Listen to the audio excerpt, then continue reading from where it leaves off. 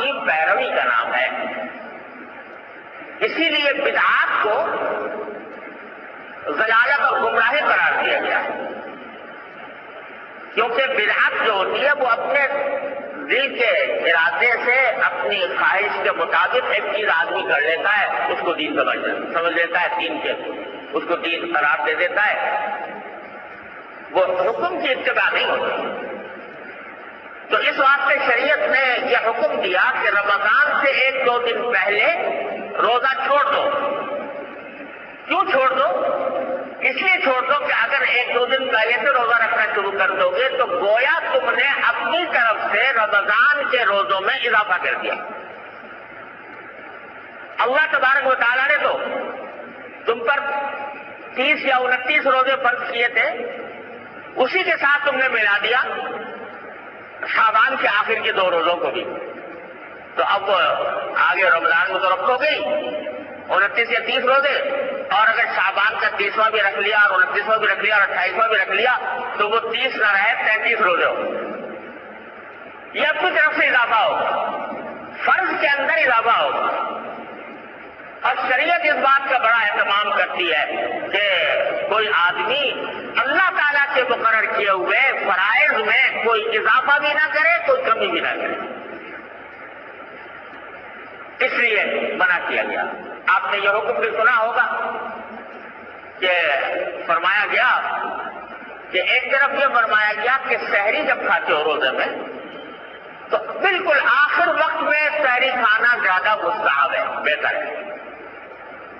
پہلے سے آدمی کھا کے بیٹھ جائے 2-3 گھنٹے پہلے سے، پھر کھانا پینا چھوڑ دے، یہ پسند نہیں۔ کیوں پسند نہیں؟ اس لیے کہ روزہ اللہ تعالیٰ نے رکھا ہے صبح صادق سے لے کر غروب آفتاب تک۔ اگر تم نے 2 گھنٹے پہلے سے کھانا چھوڑ دیا تو تم نے روزے کی مقدار میں اپنی طرف سے اضافہ کر دیا، اپنی طرف سے اضافہ کر دیا۔ لہذا نہیں، آخر وقت تک کھاؤ، کیونکہ ہمارا حکم یہی ہے۔ اور اسی طرح افطار کے بارے میں آپ نے سنا ہوگا کہ حدیث میں رسول کریم صلی اللہ علیہ وسلم نے مستحب قرار دیا کہ افطار جلدی سے جلدی کیا جائے، جو ہی سورج غروب ہو اور اس کا یقین ہو جائے کہ سورج غروب ہو چکا، جلدی سے جلدی افطار کرو، اب دیر نہ کرو۔ کیوں؟ اس لیے کہ اگر تم دیر کرو گے تو اپنی طرف سے روزے کی مقدار میں اضافہ کر رہے ہوگے۔ اللہ تعالیٰ نے تو کہا تھا غروب آفتاب تک کرنا، تم نے غروب آفتاب سے آگے بڑھا دیا، یہ اپنی طرف سے بڑھایا۔ تو یہ اپنی طرف سے کوئی عبادت معتبر نہیں۔ بتلانا یہ منظور ہے کہ نہ بھوکا رہنے میں کچھ رکھا ہے، بھوکا پیاسا رہنے میں، اور نہ کھانے میں کچھ رکھا ہے۔ اصل چیز اللہ تبارک و تعالیٰ کے حکم کی اتباع ہے۔